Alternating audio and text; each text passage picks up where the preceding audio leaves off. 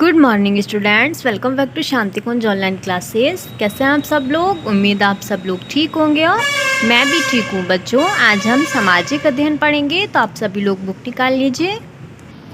हम chapter 4 read कर रहे थे, जिसका नेम है उपनिवेशवाद एवं जनजातीय समाज। ठीक है, उपनिवेशवाद एवं जनजातीय समाज चैप्टर को हमने, ये जो हेडिंग है संथाल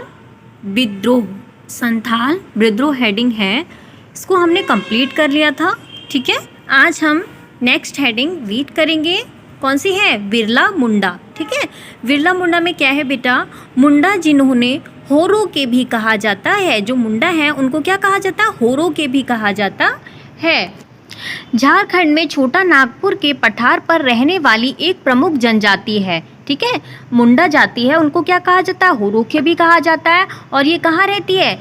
ये झारखंड में छोटा नागपुर के पठार में रहने वाली एक प्रमुख जनजाति है। ये लोग स्थायी कृषक हैं। क्या है? ये लोग स्थायी कृषक हैं। स्थायी मतलब ये लोग इधर उधर नहीं जाते हैं, ये एक स्थायी स्थान पर रहते हैं और ये एक स्थायी कृषक हैं। सन 1857 ईस्वी में विद्रोह के बाद भी जनजाति विद्रोह जारी रहे। एक ऐसे ही विद्रोह का प्रयास बिरला मुंडा ने किया था, जिसका जन्म 1875 ईस्वी में हुआ था। वह एक जर्मन आध्यात्मिक मिशन में सम्मिलित हो गया था, किंतु उसने पुनः अपने पूर्वजों के मूल मुंडा धर्म को स्वीकार कर लिया। ठीक है, जो उनके पूर्वज थे उन्होंने उनका जो धर्म था मूल मुंडा, उनको स्वीकार कर लिया। सन 1895 ईस्वी में उसने एक नए धर्म का प्रचार किया। कब किया? 1895 में। ठीक है, उसके शिष्य उसे भगवान की प्रतिमूर्ति समझते थे। किसे समझते थे? बिरला मुंडा को। ठीक है, बिरला मुंडा को उसके शिष्य थे, वो प्रतिमूर्ति समझते थे। किसकी? भगवान की, जिसे अनेक पराप्राकृतिक शक्तियां प्राप्त थीं। बिरला मुंडा की लोकप्रियता से ब्रिटिश सरकार सतर्क हो गई। ब्रिटिश अधिकारियों ने बिरला मुंडा को 24 अगस्त 1895 ईस्वी, ठीक है, 1895 की रात्रि में बंदी बना लिया, किंतु जनजातियों के कठोर प्रतिरोध के कारण जनवरी 1898 में उन्हें बिरसा मुंडा को छोड़ना पड़ा। ठीक है, किसके कारण? जनजातियों ने कठोर प्रतिरोध किया, जिसके कारण उनको 1898 ईस्वी में उन्हें बिरसा मुंडा को छोड़ना पड़ा। ठीक है, आगे है, जब वो मुक्त होते ही बिरसा मुंडा ने अपनी गतिविधियां पुनः प्रारंभ कर दी। भयंकर अकाल तथा महामारी का सामना करते हुए आदिवासियों ने उन पर थोपे गए गैर जनजाति कृषकों को भी झेला, जिन्होंने आदिवासियों से उनकी भूमियां छीन ली थी। कुछ गांवों में आदिवासी लोग खेतिहर मजदूर बनकर रह गए। अतएव बिरसा मुंडा ने एक सैन्य शक्ति का गठन कर उन्हें युद्ध कला में प्रशिक्षित करना प्रारंभ कर दिया। ठीक है, युद्ध कला में उन्होंने क्या करना प्रारंभ कर दिया। उसके प्रशिक्षित अनुयायियों ने मिशन आवासों, ब्रिटिश बस्तियों, पुलिस स्टेशनों तथा नए जमींदारों के घरों पर आक्रमण किए। मुठभेड़ की गतिविधियों में कुछ विद्रोहियों को बंदी बना लिया गया। ठीक है, मुठभेड़ की गतिविधियों में कुछ विद्रोहियों को क्या किया? बंदी बना लिया गया, जबकि अन्य कई मारे गए। बिरसा मुंडा को पकड़ने के पूर्व भी तीव्र प्रयास किए गए। कुछ मुंडा लोगों ने उसे धोखे से पकड़वा दिया। बिरसा को जेल में डाल दिया गया, जहां जून 1900 में हैजा से उसकी मृत्यु हो गई। ठीक है, जून 1900 में हैजा से उसकी मृत्यु हो गई। किसकी? बिरसा मुंडा की। ठीक है, अब हम इसकी अभ्यास करेंगे। टिक मार्क क्वेश्चन है। फर्स्ट है, छोटा नागपुर क्षेत्र में जनजाति विद्रोह किसने गठित किया था? बताइए बेटा, किसने किया था? किसने किया था? मुंडा ने। ठीक है, द करेक्ट। सेकंड है, तिरुत सिंह किसका नेता था? खासी। ठीक है, इसमें क्या है? खासी का तिरुत सिंह नेता था। ओके, नेक्स्ट है भारत की जनसंख्या की कितनी प्रतिशत अनुसूचित जनजाति है? कितने हैं? 10.7% जनजाति अनुसूचित जनजाति है। ठीक है, नेक्स्ट है कौन सी जनजाति गारो और जयंतिया पहाड़ी के मध्य रहती थी? तो बच्चों खासी जो जनजाति है वो गारो और जयंतिया पहाड़ी के मध्य रहती थी। आगे है fill in the blanks.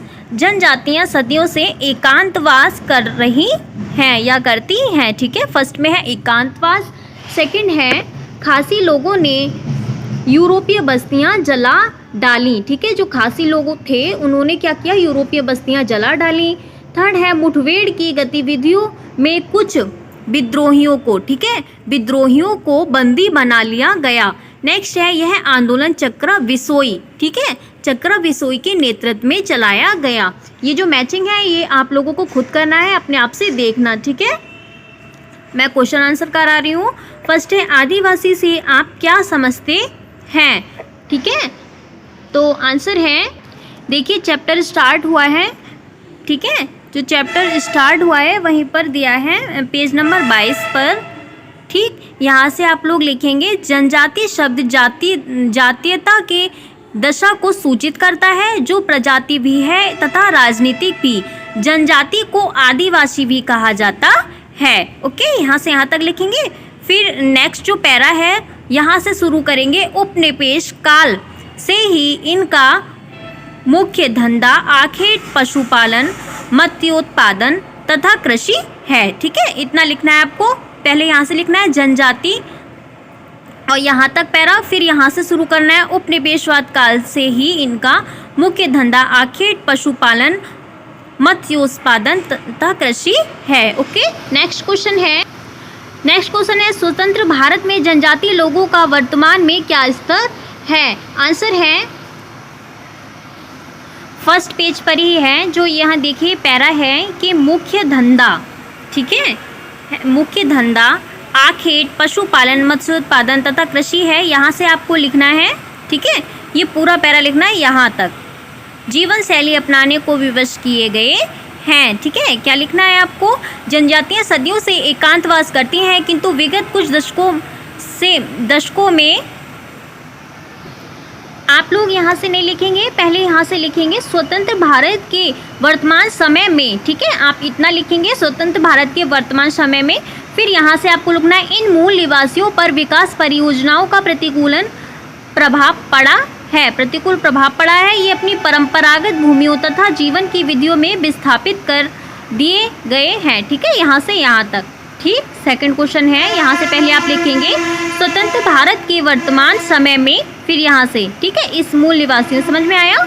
Next question है आदिवासी लोगों का मुख्य धंधा क्या है? आंसर है यहाँ से लिखना है मुख्य धंधा आखेट, पशुपालन, मत्स्योत्पादन तथा कृषि है। बस इतना ही लिखना है, उसमें मुख्य धंधा पूछा है आदिवासियों का। आप लोग लिखेंगे आदिवासियों का मुख्य धंधा आखेट, पशुपालन, मत्स्योत्पादन तथा कृषि है। ओके, नेक्स्ट क्वेश्चन है जनजातीय आंदोलन का मुख्य कारण क्या है? ओके, आंसर है, फोर्थ क्वेश्चन का आंसर आपको यहाँ से लिखना है इनके मुख्य कारण निम्नलिखित थे। ठीक है, और ये आपको कारण लिखने हैं।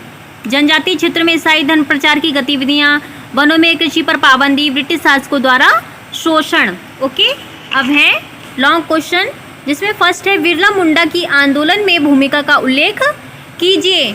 आंसर है, ये देखिए बिरला मुंडा जो हेडिंग है अभी बिल्कुल लास्ट में हमने पढ़ी थी।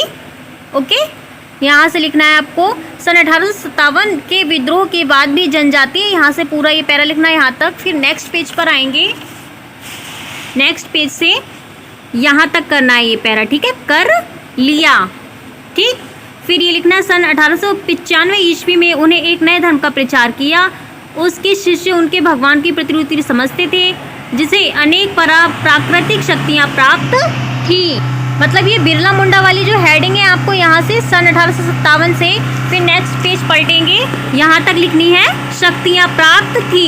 यहाँ तक लिख के फिर आगे यहाँ से लिखना है आपको बिरला मुंडा ने एक सैन्य शक्ति का गठन कर उन्हें युद्ध कला में प्रशिक्षित करना प्रारंभ कर दिया।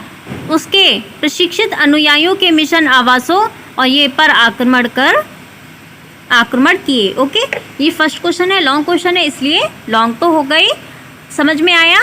नेक्स्ट क्वेश्चन है संथाल विद्रोह का विस्तार पूर्वक वर्णन कीजिए। फिर ये हेडिंग है संथाल विद्रोह, ठीक है। आंसर यहाँ से छोटा नागपुर के आदिवासियों के विद्रोहों की, यहाँ से ये पूरा पैरा लिखना है, यहाँ तक मजबूर हो गए। ओके, फिर यहाँ से लिखना है सिंधु एवं काहू दो भाइयों ने, फिर यहाँ तक तहस नहस कर दिया। ओके, फिर आगे यहाँ से लिखना है अंग्रेज अधिकारियों, यूरोपीय बागान मालिकों, रेलवे इंजीनियर, और ये पूरा पैरा यहाँ तक लिखना है, ठीक है, किया जा सकता है। जो संथाल विद्रोह हेडिंग है उसमें आंसर है, पहले आप लोग यहाँ से लिखेंगे छोटा नागपुर के आदिवासियों के विद्रोह, यहाँ तक लिखना है आपको, मजबूर हो गए। फिर आगे यहाँ से शुरू करना है सिंधु एवं काहू दो भाइयों ने, फिर यहाँ तक दिया गया। फिर आगे लिखना है अंग्रेज अधिकारियों, यूरोपीय बागानों, ठीक है, यहाँ से यहाँ तक आपको पूरा पैरा लिखना है। आगे है नेक्स्ट क्वेश्चन, जनजातीय लोगों की जीवन शैली पर प्रकाश डालिए।